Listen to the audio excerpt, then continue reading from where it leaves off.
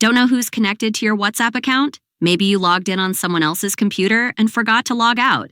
In this video, I'll show you how to check and remove all devices linked to your WhatsApp, quickly, easily, and securely. But before we start, if you're new to my channel, please subscribe and turn on notifications so you never miss a new video. So, first find your WhatsApp app and open it. Once you're in WhatsApp, the next step is to tap the gear icon located in the bottom right corner of the screen.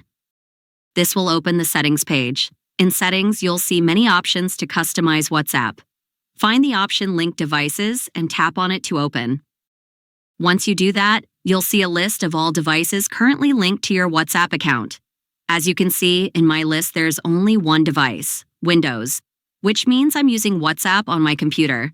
Now, select the device you want to remove and tap on it. In this section, you can see the last active time as well as the log out option. Tap Log Out, then tap Log Out again to confirm. After you confirm the logout, the device will be removed from the linked devices list and will no longer have access to your WhatsApp account. This is important for your privacy and security, especially if you might have logged in on public or someone else's devices.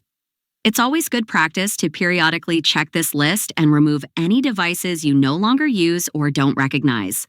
And that's all for this video. I hope you found it helpful. If you did, don't forget to leave a like, share the video, and subscribe to my channel. It would mean a lot to me. Thank you for watching, and I'll see you very soon.